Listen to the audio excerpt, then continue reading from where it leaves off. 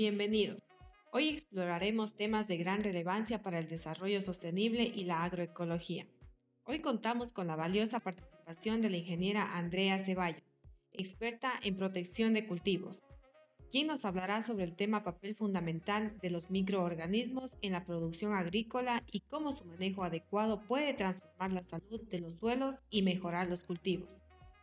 Agradecemos el apoyo de la Generalitat Valenciana a la Fundación de Religiosos para la Salud y a la Fundación Atacim, quienes hacen posible este espacio de aprendizaje y reflexión. Buenas tardes con todos. Me encuentro acompañado de la ingeniera Andrea Ceballos. Ella tiene un máster en protección de cultivos y hoy nos va a ayudar en un tema muy especial y muy importante. Es acerca de los microorganismos en la agroecología.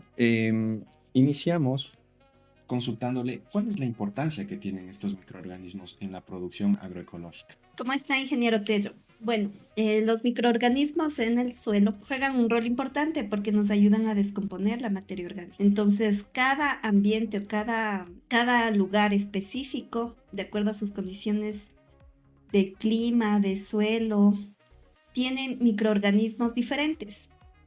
Entonces, es importante tener en cuenta esto, ya que cuando nosotros compramos en una casa comercial microorganismos, puede que esta tasa de bacterias u hongos nos sirva como no nos sirva.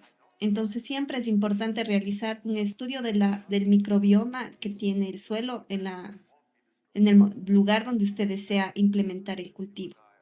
Es como, por ejemplo, hacer un análisis de qué microorganismos y qué rol están cumpliendo. Y, por ejemplo, ¿cómo podemos darnos cuenta nosotros de cada uno de estos roles que nos menciona? Ujú. Por ejemplo, ¿qué se encargan de hacer ellos en la agricultura, en el proceso del cultivo? Ya. Bueno, uno de los microorganismos que más podemos nosotros darnos cuenta es las micorrizas. Estas micorrizas se encuentran especialmente en las raíces o en la parte, la rizósfera de las plantas. Y lo que proporcionan es que a veces el fósforo no está muy asimilable para las plantas en el suelo, entonces ellas lo hacen asimilable a través de reacciones químicas. Tenemos también las bacterias fijadoras de nitrógeno, las cuales ayudan a fijar el nitrógeno atmosférico para que la planta lo pueda asimilar y sirva como fertilizante. Entonces es importante recabar que estos microorganismos, cuando usted está en un suelo que haya sido ya fertilizado con componentes sintéticos del mercado, ellos ven que ya no necesitan hacer este trabajo y merman su actividad. Puede que estén en una actividad latente, pero usted se va a dar cuenta de eso cuando empieza a salinizarse el suelo, cuando empieza a ver una capa de color blanca sobre el suelo. Significa que usted ha puesto mucho exceso de fertilizante y los microorganismos no están actuando para descomponer, por ejemplo, la hojarasca. Usted se va a dar cuenta en un bosque o en una plantación de cacao donde hay hojarasca, coge y ve que o sea, en teoría, por arte de magia, empieza a descomponerse. Hay pedazos más grandes, más chiquitos, y si sigue cavando, empieza a ver como que se hubiese cernido esa tierra. Entonces, ahí usted está viendo la presencia de microorganismos. O no sé, por ejemplo, usted en un bosque relativamente no intervenido o parcialmente intervenido por el humano, usted hace un corte transversal del suelo y va a ver una especie como de hilitos blancos. Esos hilitos son hongos filamentosos que están actuando sobre la materia orgánica para descomponerla. Entonces, mientras un suelo está menos intervenido por el hombre, ahí es donde hay más actividad microbiana. Y nosotros, a pesar de que nos menciona que existen microorganismos que son beneficiosos, Ujú. existen también microorganismos que pueden causar daño a nuestros cultivos. ¿Por qué se da eso? ¿Hay algún descontrol en Ujú. su reproducción o a qué se Ya. debe? Se debe esto a que baja la tasa de microbiota del suelo, o sea, de los microorganismos benéficos. Entonces, en el suelo, al igual que por ejemplo en nuestro organismo, tenemos bacterias o hongos que se llaman los saprófitos. Estos saprófitos, como su nombre lo dice, se alimentan de o sea, o trabajan en en la descomposición de la materia orgánica. Entonces, estos, al descomponerse, los saprófitos, cuando hay un desbalance, ingresan a la raíz. Digamos, por ejemplo, usted hizo mal una práctica agrícola e hizo un orificio en la raíz del cacao o del plátano. Entonces está, por ejemplo, el fusari, que es saprófito, o sea que va a estar siempre en los suelos. Pero como hizo una mala práctica agrícola, ingresa al tejido vascular y empieza a invadir los haces vasculares de la raíz. Y es cuando ahoga la planta, es como que ya no le permite intercambiar savia en su proceso y muere la planta por asfixia, más no que el hongo le mató, sino que tapó los haces vasculares y muere la planta. Ese es el caso de Fusari, que es saprófito. Pero esto porque ocurre por un desbalance de los microorganismos benéficos. Por ejemplo, tenemos bacterias Bacillus, bacterias, los promotores de crecimiento y en fin, un sinfín de microorganismos que puede que en su cantidad sean más grandes en comparación de estos microorganismos benéficos. Ujú. ¿Usted conoce de alguna experiencia que mediante la utilización de microorganismos se hayan recuperado suelos, se haya en este caso controlado alguna plaga, alguna enfermedad que sea muy importante en los cultivos? Claro que sí. Bueno, le cuento como un entre paréntesis. Mi maestría yo hice en Puerto Rico y trabajé con la zanahoria blanca, que ellos también cultivan allá. Esta zanahoria blanca, el problema de allá, como son suelos tropicales, son suelos rojos, con poca cantidad de materia orgánica, estaban teniendo una saturación de nemátodos fitopatógenos. Se hizo este análisis, estudios previos realizaron este análisis y encontraron alta tasa de Rotilenculus, que es un nemátodo fitopatógeno que ataca la raíz. Hace el orificio y por ahí ingresan los microorganismos que le digo saprófitos y empezaban a causar pudrición de la raíz. Entonces, mi propuesta de tesis o lo que hicimos ahí fue sembrar las plantas cobertoras, que son plantas que pueden ser leguminosas, pueden ser gramíneas, que tengan un agente, por ejemplo, había gramíneas que tienen agentes que repelan ciertos microorganismos, o las leguminosas que ayudan a incrementar la materia orgánica. La cosa es mantener la relación de descomposición de la materia orgánica.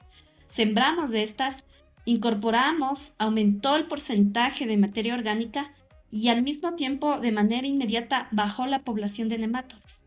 Entonces tuvimos unas raíces súper sanas.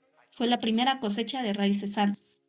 Entonces vemos ahí cómo entonces se logró. Luego volvieron a sembrar sin hacer este cultivo alternativo y otra vez se elevó la tasa de nemátodos fitopatógenos.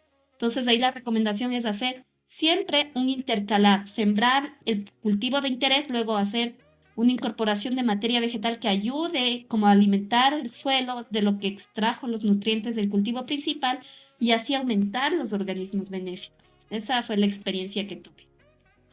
¿Y aquí en Ecuador usted ha tenido alguna experiencia con cultivos, en este caso de cacao, café, caña de azúcar?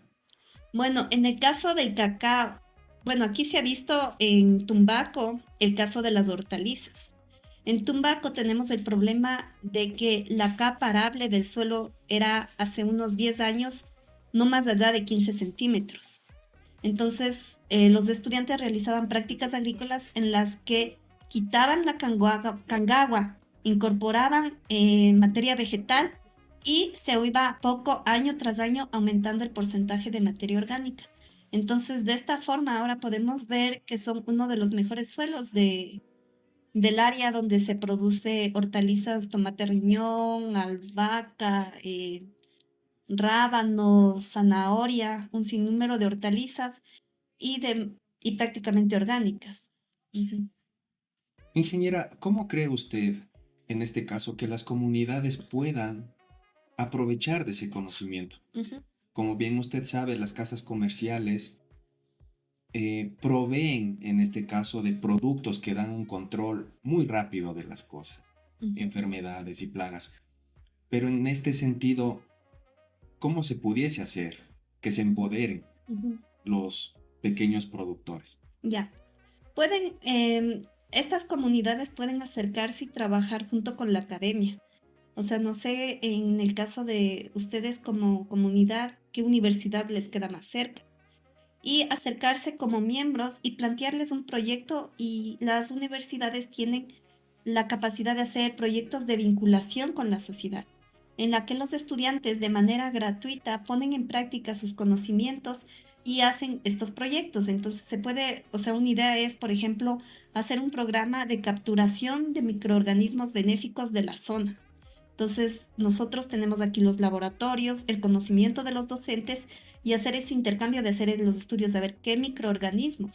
Pero también necesitamos inversión de la empresa privada que nos ayude con la compra de reactivos, compra de materiales que se necesita para realizar este análisis y determinar qué microorganismos hay y potenciarles, hacer como una especie de mini laboratorio para la comunidad. Entonces, digamos, en su comunidad encuentran que hay un alto índice de tales y tales microorganismos. Pueden ser rhizobius, pueden ser las micorrizas mismo, u otros hongos. Entonces, empezar a propagar de manera local y de manera fácil que los agricultores puedan adoptar esa tecnología.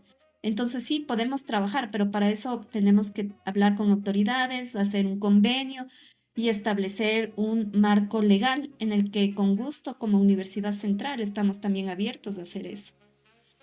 Y en cuanto a la cuestión económica, ¿es viable esto? Depende del enfoque que usted le quiera dar. Por ejemplo, tiene un enfoque a largo plazo en conservar la agroecología. Nosotros estamos viendo que cada vez se deteriora el campo agrícola y la tierra se va quedando estéril.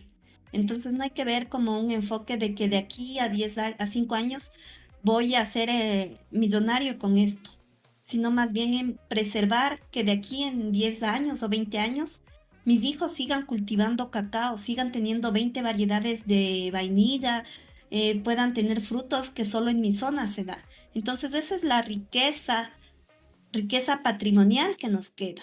Ahora, claro que se puede también nosotros patentar esas bacterias y hacer estudios para probar en cultivos comerciales y por medio de una patente sacar un rédito económico que contribuya a este proyecto. ¿Qué mensaje final le da a los productores agroecológicos que utilizan o que están por utilizar los microorganismos? Bueno, primero mi admiración y respeto porque es un trabajo muy arduo y les digo que no declinan, o sea, mantengan esos ideales, se dejen guiar por la experiencia local, por la experiencia de la academia, que investiguen, no solo aquí en el Ecuador, sino en el mundo, y que puedan seguir preservando la riqueza, como le digo, de la agroecología. Le agradezco muchísimo su tiempo, estimada ingeniera. Ya, con gusto, ingeniero Tello. Gracias. Gracias por acompañarnos en este episodio, donde descubrimos cómo los microorganismos pueden ser aliados clave en la agroecología y en la preservación de la riqueza agrícola. Recuerden que el camino hacia una producción sostenible comienza con la investigación y el conocimiento compartido. Agradecemos nuevamente a la Generalitat Valenciana, a la Fundación de Religiosos para la Salud y a la Fundación Atacim por su apoyo. No se pierdan el próximo episodio, donde seguiremos explorando temas de impacto para nuestras comunidades. Hasta pronto.